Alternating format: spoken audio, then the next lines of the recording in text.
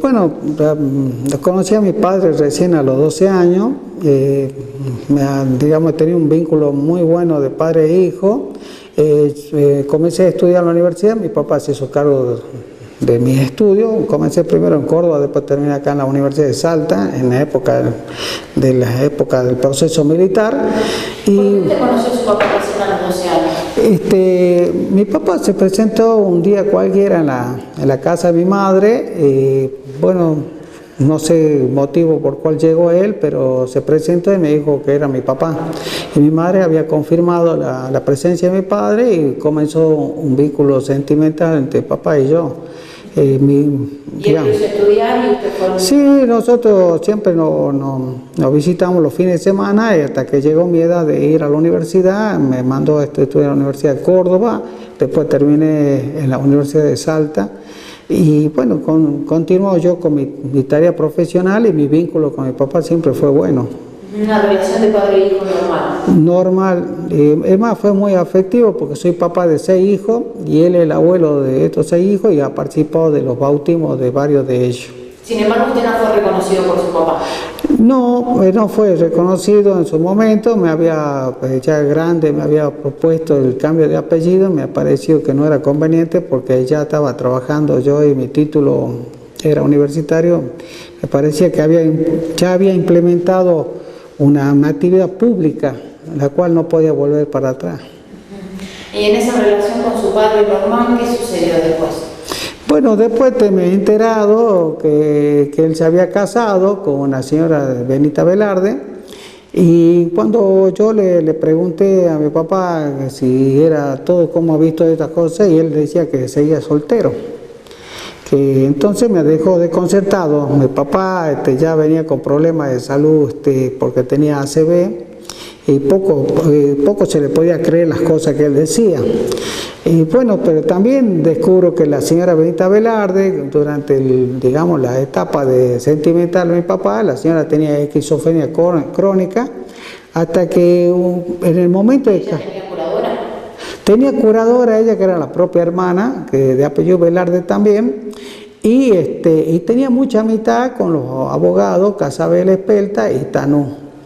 Entonces resultaba extraño que en el casamiento aparecía justamente la curadora, los abogados, y la señora que estaba de encargada en el registro civil era su cuñada, o sea, la mujer del hermano de Benita Velarde.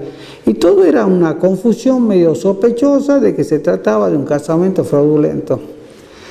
Por ser la cuñada del registro civil, por ser ella que se enfrenta. Sí. Su papá estaba también con todos los sentidos en el momento del casamiento. Bueno, en el momento del acto matrimonial no hubo ningún testigo de parte de él. Solamente había de parte de Benita Velarde, que estaba la hermana, los abogados y la cuñada de ella, que era la encargada.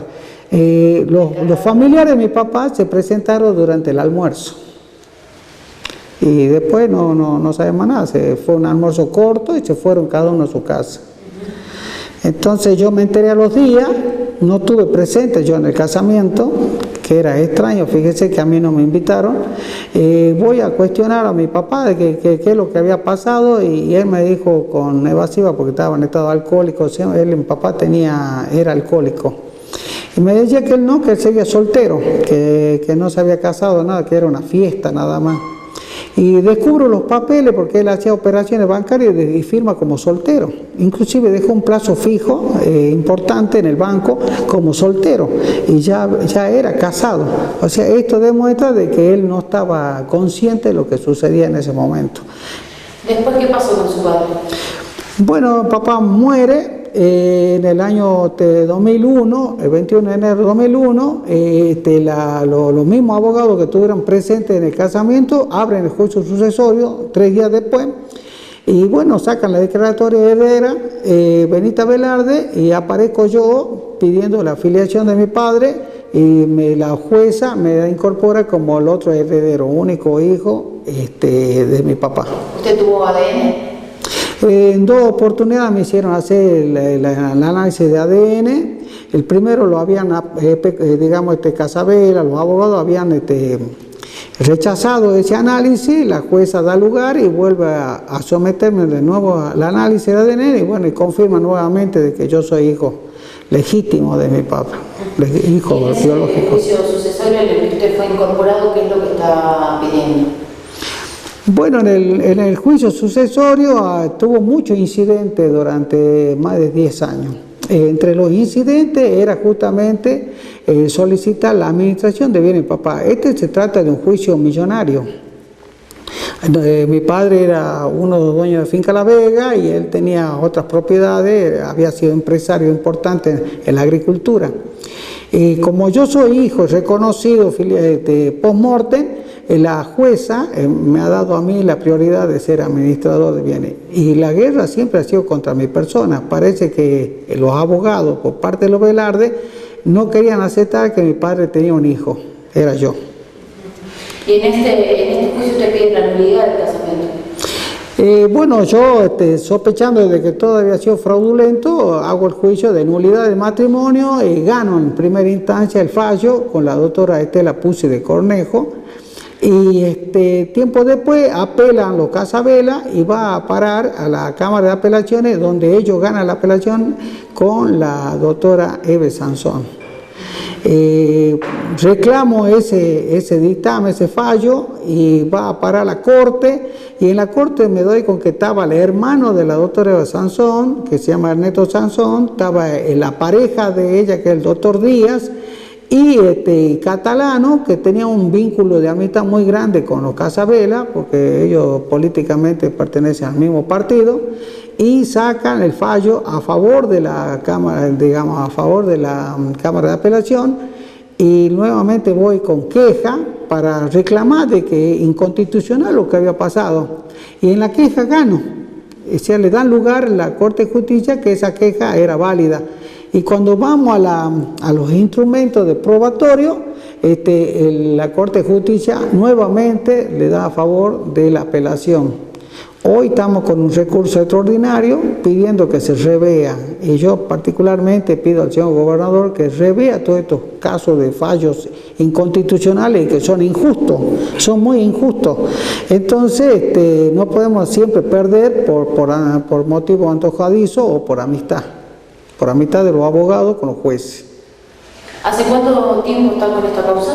20 años ya, llevamos 20 años, este conflicto de ida y venida de papeles, digamos, tiene 9 cuerpos, este juicio sucesorio, el proceso tiene 9 cuerpos, donde he ganado numerosas veces los incidentes y en esta última instancia estoy perdiendo, digamos, injustamente. Este último recurso que usted presentó, ¿de qué se trata? El recurso extraordinario rechaza el dictamen que saca la Corte y solicita que se vean las pruebas, porque las pruebas parece que nunca la han visto, porque el dictamen, el fallo de los jueces de Corte nunca hablan de las pruebas. Yo demostré de que todo esto fue fraudulento y además de 2 personas incapaces. ¿Con qué demostró Eduardo? Bueno, el doctor que inició este trámite, el doctor Sebastián Aguirre Astigueta, que es un constitucionalista, y mi hija, la doctora Romina Izamendi. Nosotros hicimos ver a muchos abogados constitucionalistas sobre este fallo y ninguno dio prueba de que esto tenga veracidad. Se pone en tela de juicio de que el dictamen no fue favorable porque se trataba de un amiguismo o no fue objetivo en este caso. ¿Y por qué no fue objetivo, usted cree, el fallo? Bueno, yo no puedo aceptar ese fallo porque lo veo que es vicioso, tiene muchos vicios fraudulentos. Además, digamos, el fundamento de la causa me parece que es totalmente fuera de lugar. Ellos piden que yo tenía que haber anulado el matrimonio en vida de mi papá. ¿Y cómo lo voy a hacer si yo no estaba reconocido como hijo? O sea, no tiene veracidad lo que ellos manifiestan. ¿Y qué es lo que usted sospecha que hay detrás de esas decisiones? ¿Cómo? ¿Qué es lo que usted sospecha que hay detrás de esas decisiones? Bueno, yo sospecho de que acá hubo un convenio entre los abogados Casabela y los jueces de corte. Fíjese que en la vida pública han manifestado muchas veces los distintos fiscales de que una corte que no tiene mucha creencia ni tampoco tiene mucha credibilidad en lo que dice y hace. Hay muchos fallos que son cuestionados y no podemos seguir con este sometimiento y abuso del poder. Yo soy víctima de algo injusto. Y por eso pido al gobernador que revea estas cosas y que pueda realmente poner orden en esta justicia de Salta, porque siempre somos víctimas de algo injusto. Hay mucha gente que están consideradas como víctimas y así se consumen juicios injustos, todo porque hay atrás unas sumas millonarias de plata que está en movimiento y que causan costas que son muy elevadas. Al final termina agarrándose la herencia, los abogados que son litigantes, y no sé si sospecho que los jueces de corte algo tienen que ver con esto.